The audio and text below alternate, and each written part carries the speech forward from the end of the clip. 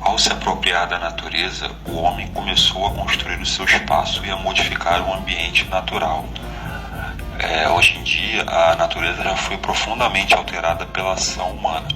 Florestas derrubadas, rios tiveram seus cursos modificados, baías enseadas foram aterradas. Os espaços estão cada vez mais pontilhados de agrupamentos humanos, entre os quais se destacam as grandes cidades interligadas por uma rede mais ou menos densa de vias de transporte e de comunicação.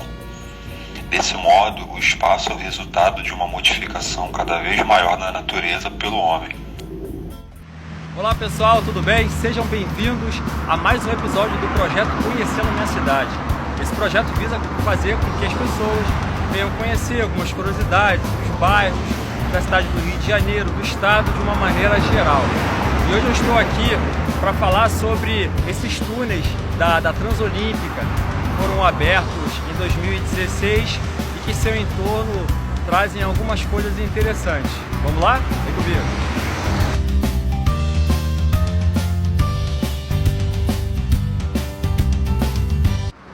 Bom, logo no início aqui da Transolímpica, antes da entrada do túnel, nós temos essa estrutura aqui que se chama cortina atirantada. Essa cortina ela é produzida por concreto justamente para evitar a erosão, que o solo venha trazer algum dano até aqui a pista. Ele é atirantada porque existe uma estrutura chamada tirante, que são colocadas ali dentro, é feita uma perfuração na rocha e depois automaticamente umas vigas são colocadas com uma nata de cimento justamente para segurar a parte de dentro, para evitar que a erosão venha até aqui a pista. Isso é muito comum também em condomínios, em estradas e durante a Transolímpica, próximo a túneis, também são muito bem-vindas. Você acha na linha amarela, você acha em estradas, em quase diversas partes onde tem relevo, áreas de risco, você encontra essa estrutura chamada cortina atirantada. Rio de Janeiro, com a sua morfologia, apresenta diversos relevos e montanhas nesse sítio urbano da nossa cidade. Isso sempre foi um entrave para que a urbanização, a expansão urbana pudesse ir cada vez mais além. Com isso, sentiu-se a necessidade de fazer túneis pela cidade. E a nossa cidade, cobertas por granitos e gneisses, acabaram sendo perfurados para que outros bairros pudessem ser contemplados e a cidade assim crescer. Particularmente aqui entre Sorocaba e Jacarepaguá, esse projeto já vinha de vários anos, mas com as Olimpíadas de 2016 isso aí acabou alavancando. E existem algumas curiosidades acerca dessa montanha, dessa rocha, que se chama Serra do Engenho Velho.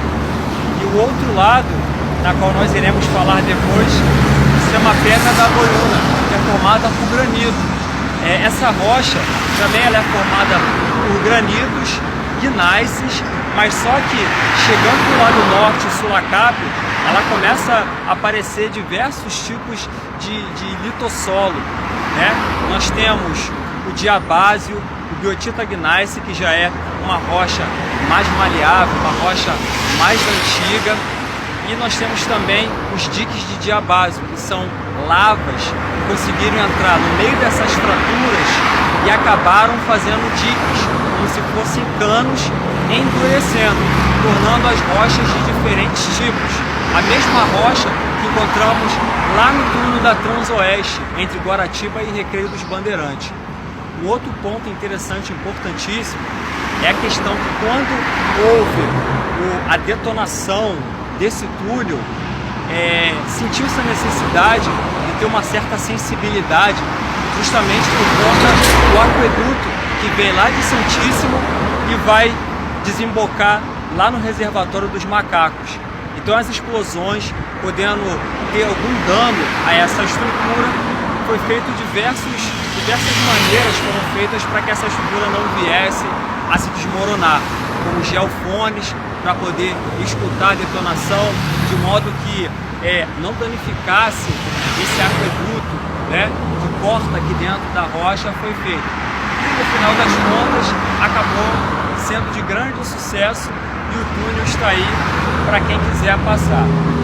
E essa necessidade continua sendo constante na cidade do Rio de Janeiro.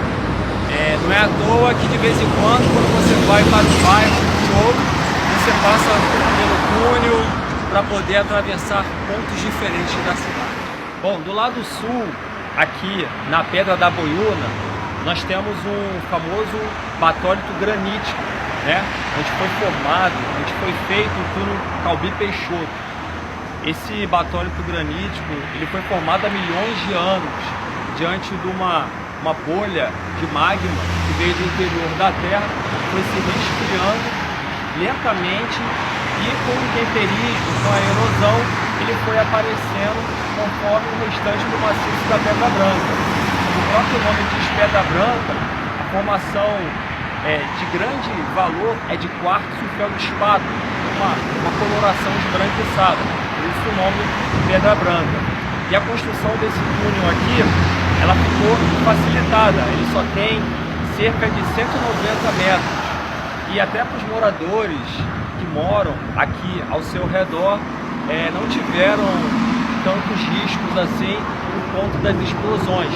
Haja visto que antigamente já existia uma pedreira aqui desse lado.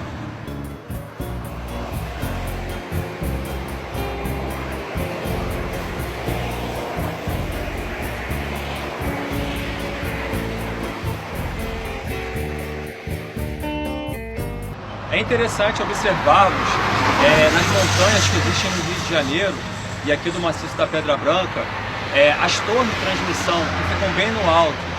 E às vezes as pessoas têm a curiosidade de saber de onde que ela vem, para onde que ela vai.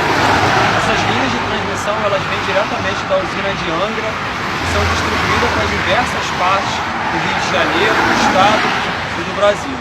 Então, todas as vezes que você vê essas torres de transmissão no alto dos morros, lembre-se sempre disso.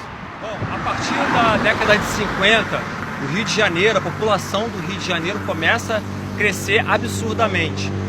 E a demanda por água da mesma maneira. O governo criou diversas formas para que a cidade e a própria Baixada Fluminense pudesse ser contemplada por essa água. E o Rio Guandu ele foi contemplado em ser retirado a água justamente para abastecer a cidade do Rio de Janeiro. Então, 11 quilômetros do Rio Guandu até a estação do Lameirão foi construída em 1966, na época do governador Carlos Lacerda, e com isso ele constrói a maior adutora de águas do mundo, considerada a obra do século. Essa obra, então, ela foi executada, começa a ser executada dentro da rocha, que inclusive passa dentro do maciço da Pedra Branca até próximo ao túnel da Transolímpica, conforme nós falamos, e ela é considerada por 3 pontes para poder sair de Santíssimo, do Lameirão, até o reservatório dos Macacos na Gávea. Então algumas pontes tiveram que ser construídas, conforme nós vemos na Serra do Barata e a própria aqui na Estrada do Catonho. Nós vemos esse aqueduto que acaba levando essa água até lá a Zona Sul. Sendo que para passar do maciço da Pedra Branca, do maciço da Tijuca, a ponte ficaria muito extensa. Com isso, na altura da Cândido Benício, isso foi feito por debaixo do solo, saindo novamente lá no maciço da Tijuca para cair no reservatório dos Macacos na Gávea. Isso, diversos bairros da cidade do Rio de Janeiro são contemplados, como Bangu, Anchieta, Centro, Zona Sul, Leopoldina, Tijuca, Jacarepaguá, Campo Grande. Então, esse resultado ele é bastante satisfatório nessa distribuição de água na cidade do Rio de Janeiro. Havia uma corrente de pensamento antiga chamada determinismo, em que o meio natural determina os seus limites que o homem pode exercer. Quando eu vejo a construção desses túneis ou qualquer túnel na cidade do Rio de Janeiro, a gente começa a ver que isso cai por terra, porque diante da engenhosidade, diante da criação do ser humano, ele consegue fazer com que esses espaços sejam extremamente modificados. E isso traz grandes benefícios para a população e que mostra que a gente pode ir muito mais além da nossa capacidade. Então esse foi mais um episódio do projeto Conhecendo Minha Cidade, sobre os túneis da Transolímpica e ao redor. Um momento histórico e geográfico para a gente poder compreender melhor esse espaço. Tá bom? Com a filmagem de Felipe Ferreira. Até a próxima, gente.